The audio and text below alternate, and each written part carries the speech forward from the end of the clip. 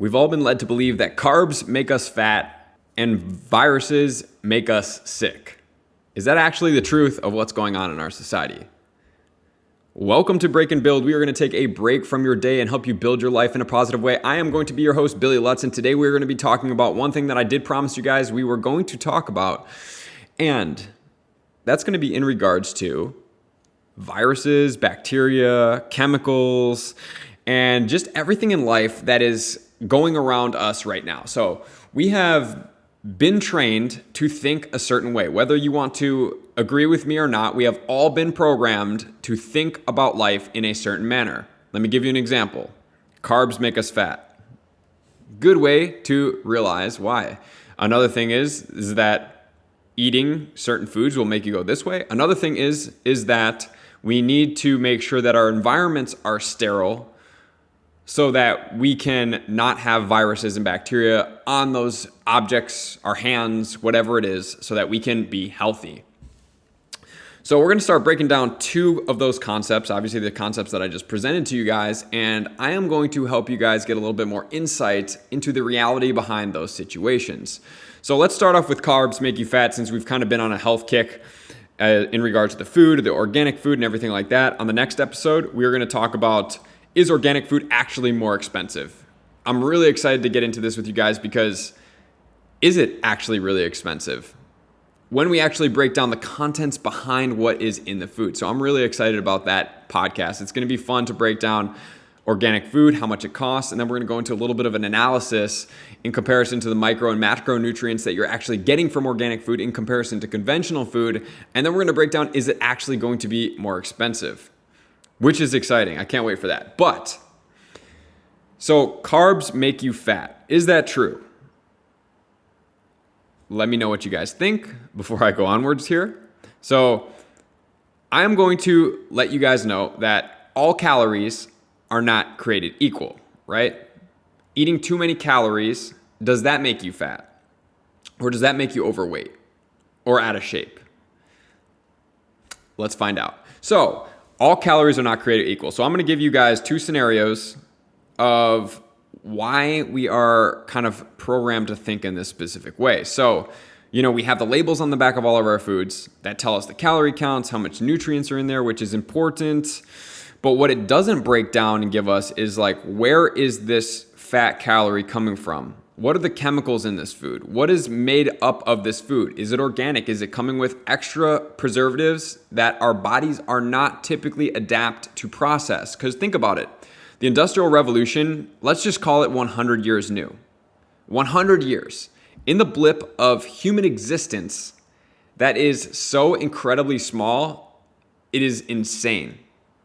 And then if you take it to the planet's existence, there weren't dinosaurs going out making car factories and creating cars to then cart them around their world, right? That was not a thing. That was a human brain thing in the last 100 or so years that we started creating cars and chemicals and convenience-based chemicals that we keep talking about. And now we're here in this day and age, and we're thinking that calories make us overweight, right? It's everywhere. How do you want to lose weight? What's the first thing that you think of if I was like, hey, how are you going to lose weight today? You're going to tell me one of two things. Either you're going to say, I'm going to eat less, or I'm going to work out. Right? So those are the two different things that we have in our society right now. That's kind of like the ideology of the mainstream thought process. And who drives all of this? Who really actually drives all of this? It's usually the companies that are creating these products. Marketing. They're marketing these products. Oh, this is a low-calorie food. Oh, great. Well, since I don't want to have a lot of calories in my diet because I don't want to get overweight, I'm going to make sure I choose the low-calorie food, right? So then you have the high-calorie food and the low-calorie food, and they're both from the same company, right? So the people that are conscious of low-calorie foods are going to be over here and over here, right? So I'm not saying that being in a calorie deficit isn't going to lose you weight, but here's what we're going to start talking about. These foods have calories in them, yes, but all calories are not created equal. If it is a genuine calorie from an organic food, like a sweet potato or broccoli or whatever the food may be, organic coconut oil, that is a much different experience, even if it nets out to be the same calorie count as something like a Twinkie or a Ho-Ho or whatever food, a cheeseburger from McDonald's that you're talking about. So I could have this meal on the left being an organic grass-fed burger with an avocado on it because we want to up the calorie count just to challenge us. Organic avocado, we have a gluten-free bun, we have sweet potato fries cooked in coconut oil with some sea salt on them, and then we have a side of broccoli. And then on this side, same exact calorie count, we have a Big Mac, we have a fry, and let's just say we have a diet soda. So on paper and to our trained minds, I'm going to tell you that they both have 1,500 calories each, right? So if you don't know any differently, or if you don't think any differently, you're going to say, oh, cool, well, I can just have this McDonald's meal. Well, these calories are not created the same. We have one that is processed, modified, created differently. In the McDonald's meal, this is not really what our body recognizes as real food because it has been completely manipulated to, one, appeal to our taste buds, to two, be able to be so cheap that we can buy it for cheap, and for three, it's got so many chemicals in it that it is not conducive for us to eat. And then on the left side, we have something that is very close to nature. Think about this as we transition forward. We want to think about food as how close to it nature, being, or existence is it, right? Like how close to this food, if I eat this, is it to in its natural habitat? This over here has been processed, stripped, modified, enriched, which we'll talk about.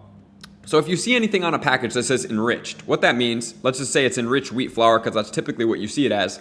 That means what they've done is they've taken the wheat, they've ground it up, they've bleached it, they've stripped it of all the nutrients, and then they've re-added back in artificial nutrients, which is not what we want. We are not looking for enriched flour. So anytime you see enriched flour, you can go ahead and try to disregard that because it is not going to be productive for your health.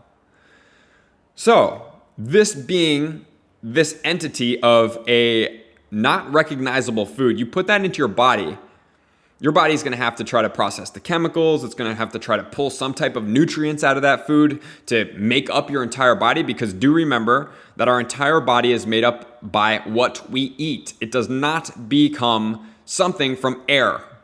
We're not just becoming created by air. We're not like plants. We don't photosynthesize the sun and create basically ourselves, right? We need nutrients from the food, the intermediary that are the plants or the animals that are able to translate those nutrients, raw nutrients, into something that we can consume and break down and then build ourselves with. So not only are we potentially not getting nutrients in this McDonald's meal, we're actually taking in the same amount of calories, but these calories are potentially chemical, artificial calories that our body then has to work harder to digest, to break down, and they're toxic to our systems. And so one of the main mechanisms of fat, obviously, it's going to be to store calories. Number one, that's what we all know it as. Number two, more importantly, it's going to be a protector of the organs. We'll talk about this in another episode as well. It's going to protect our organs by drawing toxins out of the bloodstream and everywhere and locking them into fat so that when we are eating these things, they are not going to be flowing around our bloodstream, bumping into organs, and creating free radicals throughout our entire system. That is definitely not what we are into. We don't want that. That's not smart. What we do want is to have the appropriate amount of calories, which is going to be on the left meal with the organic grass-fed meat. We have the gluten-free bun, we have the sweet potato fries, and we have the broccoli.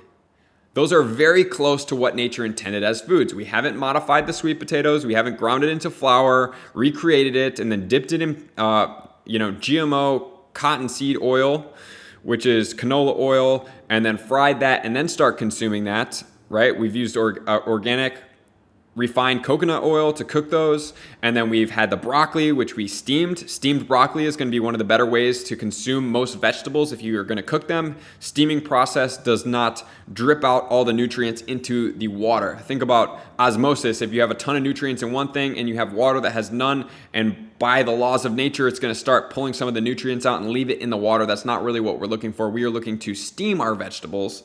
So we have this whole thing, and yes, we have avocados in there that have a higher calorie count, but Guys, calories are just not created equal. They're just not. So if we can take that ideology of calories make us heavy or carbs make us heavy, throw it out, and the question we should be posing to ourselves is, how close is this food to what nature intended, number one, and how little chemicals does this food have? How close to nature is it, and how little chemicals does it have? If you want to know what chemicals are, you read the back of a nutrition label, and it's going to start saying things and compounds that you have absolutely no idea what they even are. If you look at something, I'm going to give you a brand for you guys to go check out, Mary's Gone Crackers. It is a very different cracker than what you're used to. But if you look at the back of her label, it's like brown rice flour, pumpkin seeds, sea salt, seaweed, almond flour, right? You guys know what all that is. It's pretty self-explanatory. We look at the back of, let's just say like a Nabisco cracker, and now we're looking at enriched wheat flour. You're like, what does that even mean, right? You're looking at, polysorbate chemicals. We're looking at, different color dyes, blue 5, other things like that that are going to be toxic to the human body. We are looking at so many preservatives and natural, and then they're not even listing the fact that these things were grown with pesticides and herbicides on them. So they have those chemicals in the food too. It just hasn't been added in so they don't have to say it on the ingredient list. So now if you think about it, you're like, wow, my entire world has been made up by me thinking that calories are going to be bad, me thinking that, oh, well, if I'm trying to lose weight, I need to reduce my calorie count. I'm going to start getting skim milk.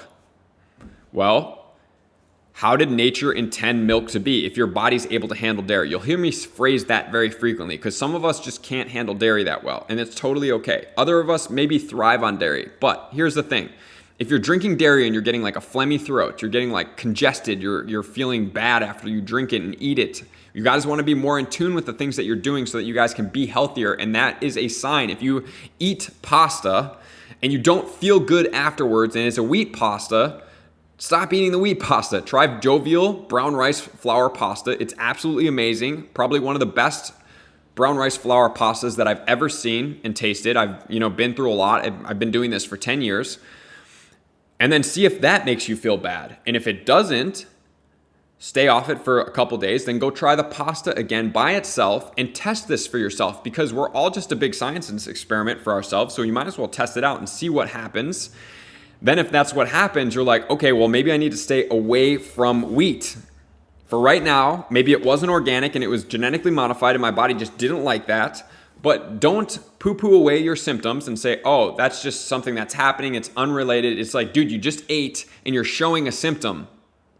Be in tune with yourself and appreciate that symptom. Say thank you for telling me, body, how to make myself healthier. That's what we need to start perceiving our symptoms as. So if we can remove this thought of calories make us fat, because if you look at me, I don't modify my calories at all, ever. But I eat extremely clean. Almost everything I eat is organic. Because in my mind, I truly don't believe that, from what I've seen, from everything I've learned in my master's program, from all the seminars I've taken, that calories truly make you fat. Sure, if you're doing absolutely no exercise and you're eating 6,000 healthy calories, gosh, honestly, I'm not even going to say, I think that you could gain weight, but the amount of weight you would gain in comparison to this specific situation is way different. And also, think about this. If you don't believe me, think about somebody that you know that maybe eats a lot of crappy food. Have you ever been to the gym with that person and you smell them sweat, right?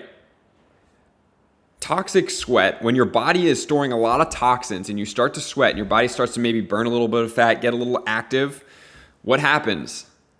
You start to smell. Body odor. Guys, body odor is a pretty good indicator that your body is slightly toxic. The one thing you don't want to do is put on aluminum deodorant under your armpits. What aluminum deodorant is going to be antiperspirant deodorant. If you're sweating a lot, guys, that's kind of a key indicator that your body is trying to remove something.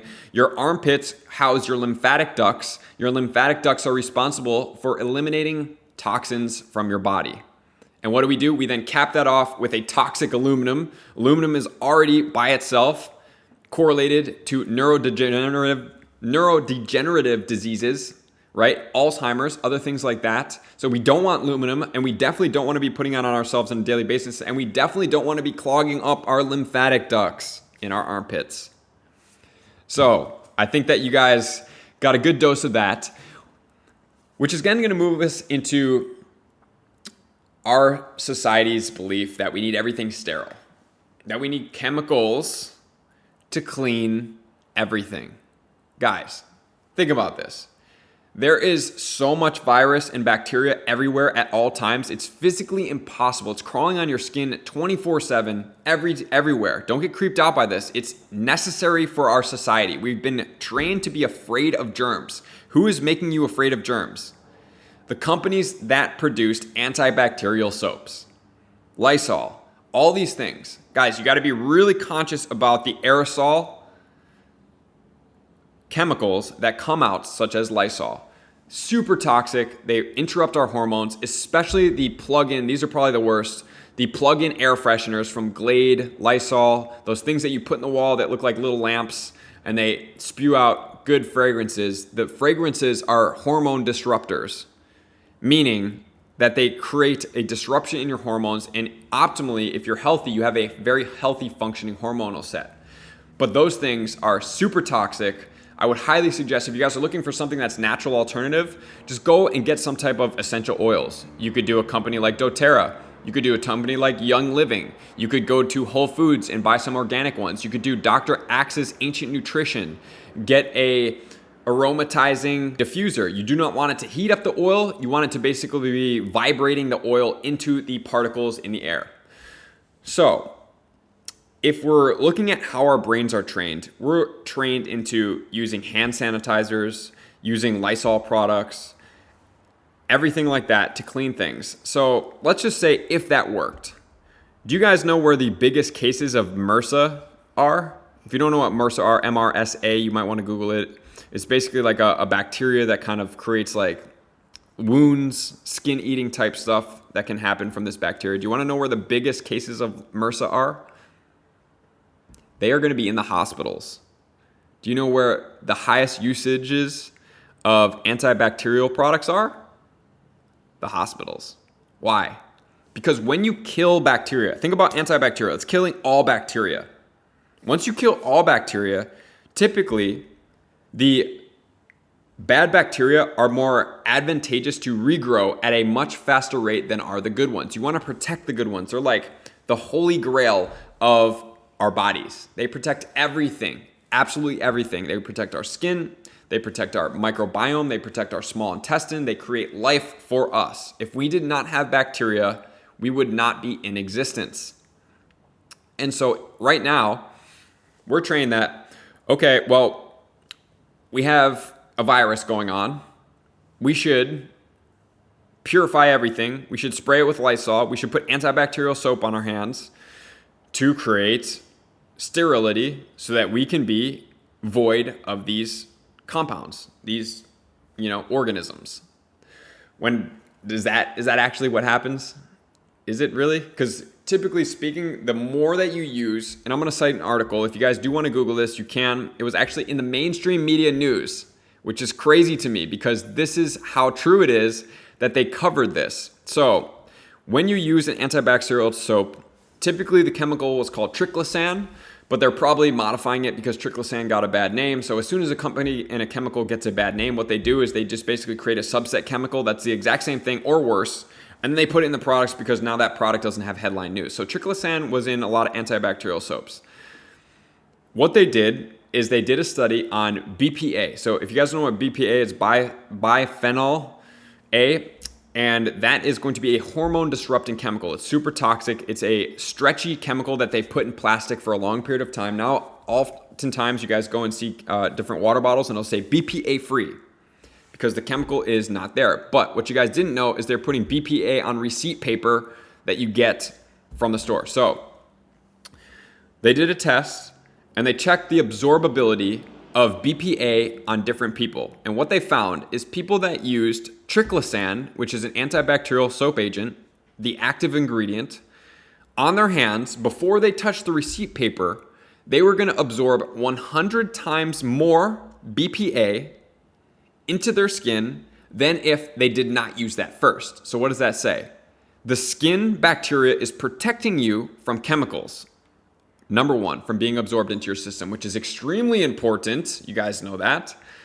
Number two, it's stripping all chemicals away. Number two, it's stripping all bacteria away. Once it strips all the bacteria away, you're much more susceptible. So, is the way that we go about getting healthier as a society using more chemicals, and they're just one compounds too, guys. If you think about it, it's one active chemical. Viruses, bacteria are extremely smart. And if they are pathogenic, they're going to adapt to these things. They're going to get smarter, right? And when we use more chemicals, what happens is it's creating a bigger demand and bigger stress situation. Our bodies are getting stressed, or we're not becoming as healthy because now our bodies are absorbing all of these chemicals, and we are just not in an optimal place to do the thing that we were made to do, which is, depending on how you believe and what you believe virus and bacteria are, which we talked about, either fight them or integrate them. If you guys don't know what that is, I highly suggest you guys Google Zach Bush. I believe he was on a podcast with Luke. I forget his last name. It was like a 3-hour podcast, and he basically breaks down of how viruses and bacteria actually are created. And viromes are basically created to be upgrades to our system. Think of it as like a hardware or software update to the human body. That's what viruses are. They're meant to spread everywhere and to update us during stressful times. That's why when something is going really stressful in our world and we experience an outbreak, it's because our bodies have been stressed. And so now the entire human race is trying to distribute, how do you guys deal with this stressful situation? So when we encounter it, we will be resilient to that. So the answer is not going towards toxicity. One single compound created by human brains. If you think about it, is your brain smarter than the multitasking that's going on from the subconscious body? Absolutely not. Try to multitask 15 things at once right now. Then multiply that by thousands. Then try to do all that right now. It's physically impossible. Our subconscious body, our bodies are so much more intelligent than our brains. But for some reason, we think that we can create a chemical with our brains, introduce this to our bodies that are already extremely intelligent, and then say, oh, well, you need this chemical, by these advertising companies that say, you need this chemical, you guys want to do this, this is important for you, make sure to put this on your hands, put it on your babies, put it on your floors, put it everywhere so that we can make a healthier world. That was created by a human brain that can't even understand 1/10 of a millionth % of what goes on behind the scenes from our bodies to make us continually operate on a daily basis.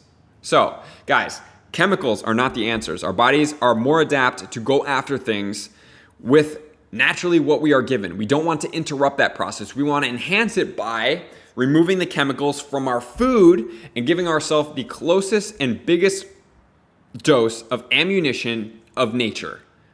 This meal, we don't want the McDonald's. We want everything else. We want the organic, the closest to nature, because that's going to be the building blocks of life. Removing chemicals from our life is going to start keeping you healthier. It's going to start giving you a different perspective on life, and it's going to make sure that you guys can operate successfully from here on out towards the future. So now here's the question that you want to pose. It's not, what does it do? How does it taste? It's, how little chemicals does this food or substance have that I'm going to put on my body, including makeup, in our aerosols, such as Lysol, in our cleaning products, in our makeup products, in our deodorants, in every single product that you apply around you and on you. Because when you apply it on you, you're virtually drinking that product. It's going to go into your skin and into your body. How many chemicals or how little chemicals does that product have? You want to have the least amount of interference to your body as possible. The least interference you can have, the healthier you can be, and the higher operation you can have. And by operating at a higher frequency, guys, you're going to have a much more rich life when training your brain, training your body, and having something super productive. So, thank you guys for tuning in. If you know anybody that needs to hear this, that's struggling with weight loss, not as a calorie thing, but more as a toxicity thing and an imbalance in the body, probably due from a toxicity and lack of nutrients from eating stripped down food.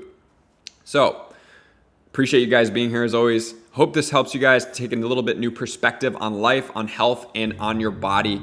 So I'm going to see you guys out on the next episode.